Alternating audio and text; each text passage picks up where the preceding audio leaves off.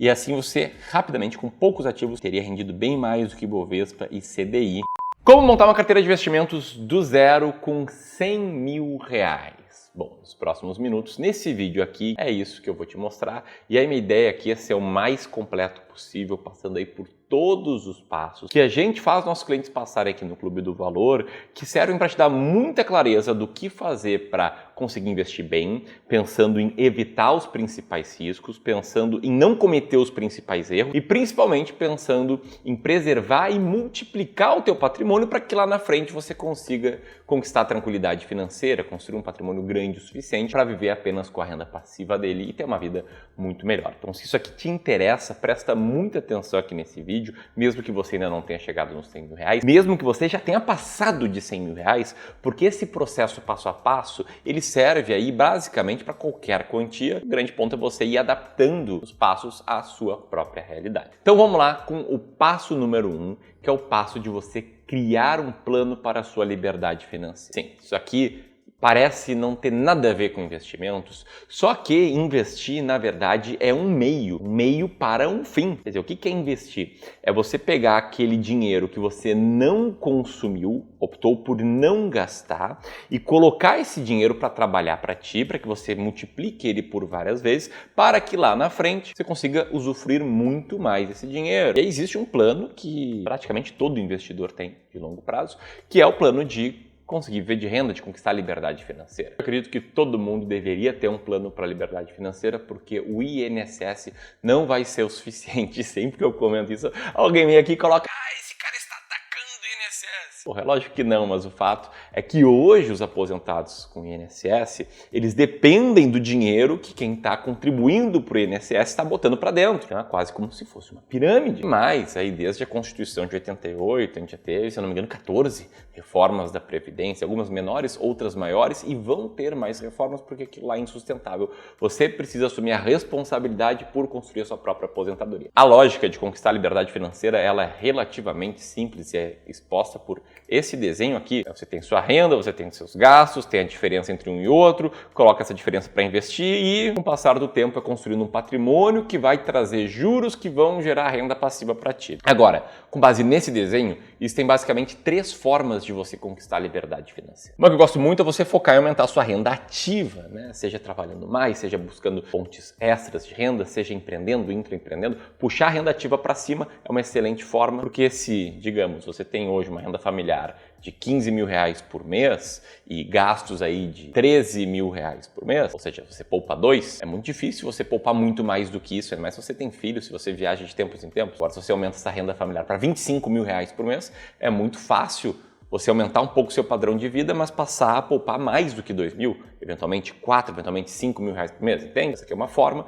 A outra forma, é claro, é você otimizar suas despesas, né? Ter um bom planejamento financeiro para jogar as despesas para baixo. E a terceira forma é você investir melhor, aumentar a rentabilidade da tua carteira de investimentos, porque isso faz com que ela se multiplique mais rápido e faz com que você precise construir um patrimônio menor para viver com uma determinada renda. Então, essas são as 3 formas de conquistar a liberdade financeira. Eu sei que nesse momento algumas pessoas podem estar pensando: poxa, Ramiro, você ignorou aí a 4ª forma, que é investir por mais tempo. Deixar o tempo andar para o patrimônio crescer mais. Sim, beleza, essa de fato é uma forma, mas o que a gente quer otimizar aqui é para que consiga conquistar a liberdade financeira o quanto antes dentro, é claro, da realidade, né? Sem pensar ou depender aí de retornos mirabolantes, muito risco, por aí vai. Nesse vídeo aqui, nos próximos 5 passos, eu vou estar focando em te ajudar a investir bem para aumentar o teu potencial de retorno, que exceda a inflação, para esse teu patrimônio crescer mais rápido, que é algo extremamente importante. Eu vou te mostrar aqui nessa simulação, né? Digamos aí que você tenha hoje R$100 mil investidos, consiga aportar aí todos os meses R$2 mil por mês e quer se aposentar em 2 anos, com uma renda passiva de R$30 mil por mês no futuro. Os resultados desse planejamento vão depender do cenário de qual taxa você consegue ter com seus investimentos, qual taxa de retorno. Detalhe aqui que eu estou falando de taxa de retorno líquida real, ou seja, descontado custos, descontado imposto de renda e descontado inflação. Você olha aí 2,63 e 6,26, pode parecer pouco, mas é depois de tudo. É o quanto você aumenta o seu poder de compra. Mas como você pode ver, no cenário 1, com dinheiro mal investido, investido, esse cara aqui da simulação demoraria 102 anos para chegar a uma boa renda passiva. No cenário bem investido, esse cara levaria bem menos, cerca de 41 anos, sendo que ao final de 20 anos, que era o prazo desejado para viver de renda aqui desse camarada, ele constrói um patrimônio bem maior ao investir bem, com estratégia, e conseguiria viver de renda com uma renda de R$ 6.500 aí, com essas premissas. Vamos falar um pouquinho mais sobre essas simulações, mas antes eu quero ir para o passo número 2. Vou falar um pouquinho mais sobre essas simulações em breve, mas antes eu queria ir para o passo número 2, que é você evitar os erros mais comuns. E a lógica aqui é que você começa com planejamento, começa com um norte. Depois você descobre quais são os erros mais comuns que impedem que a maioria das pessoas chegue nesse destino, para que você evite esses erros e a partir de então, ao evitar esse erro, ao tomar boas decisões, consiga ver o seu patrimônio crescer mais. Por que eu estou falando desse passo aqui? Porque você viu agora há pouco que a diferença entre investir bem e investir mal muda tudo no jogo dos investimentos. Se você tiver uma taxa de retorno de cerca de 3% ao ano acima da inflação, você não vai chegar tão longe, a não ser que você poupe muito dinheiro, a não ser que você tenha uma renda ativa muito, muito alta. Agora, se você tiver uma taxa de retorno de cerca de 6% ao ano, líquido de custo, líquido de tudo acima da inflação, você consegue chegar bem mais longe, desde que você não cometa um desses 3 erros. E o primeiro erro é investir com MRP. Primeiro, o que é MRP? Isso aqui é uma sigla para o menor risco possível. Eu sei que muitos investidores investem com o menor risco possível porque eles são extremamente conservadores. Então, se você investe hoje numa carteira que rende cerca de 100% do CDI, um pouquinho mais do que isso, ou ainda num plano de previdência que renda mais ou menos isso, quando você olha para os seus investimentos, eles têm essa curva aqui, é um sinal muito forte que talvez você invista com o menor risco possível. E você pode pensar, poxa, por que isso aqui é um erro?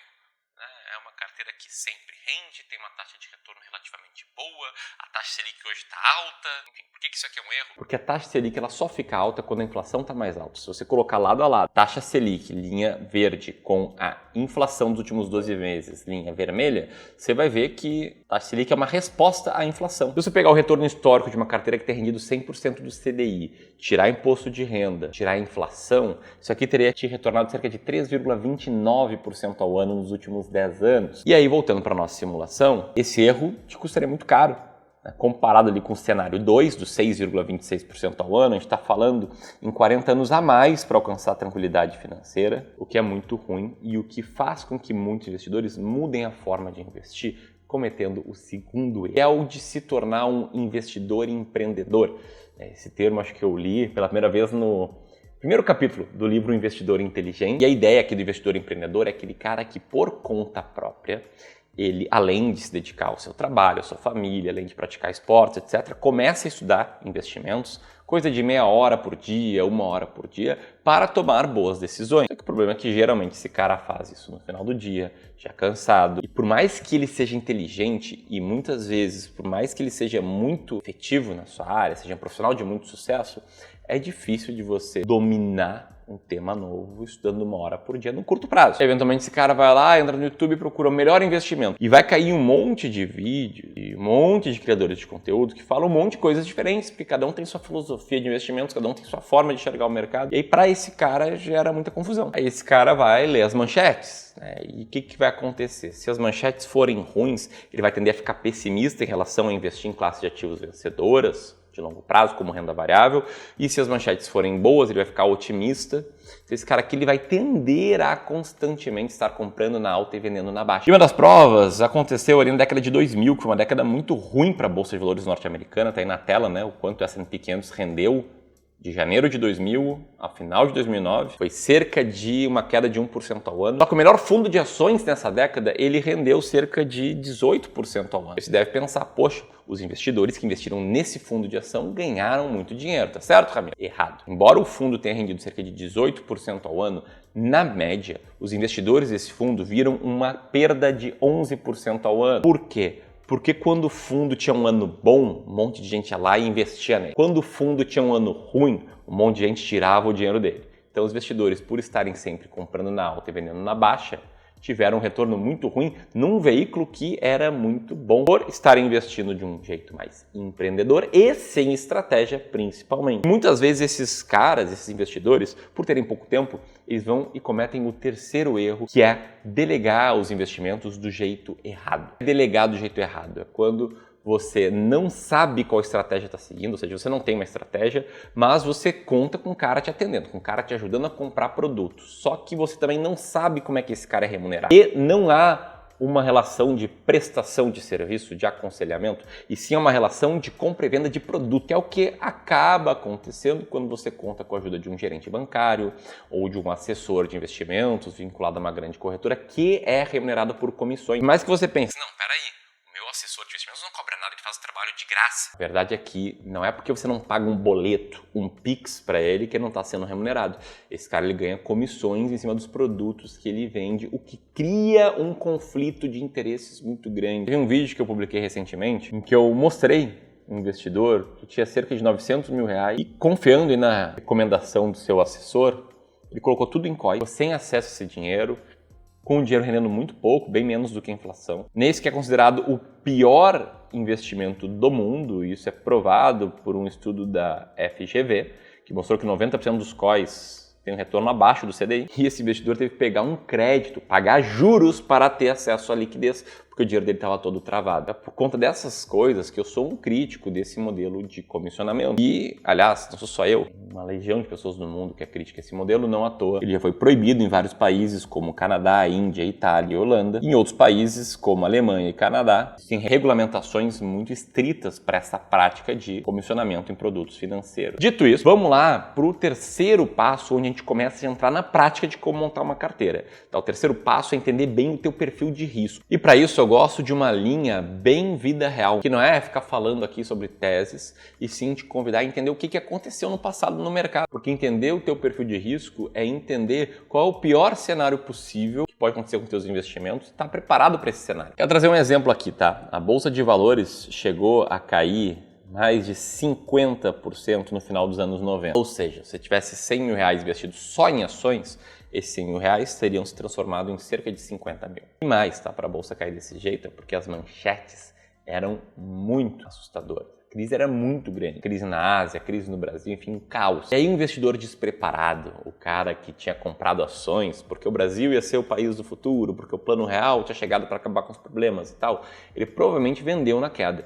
Talvez não ali no auge da queda, mas ele vendeu com um prejuízo de 20%, 30%, 40%.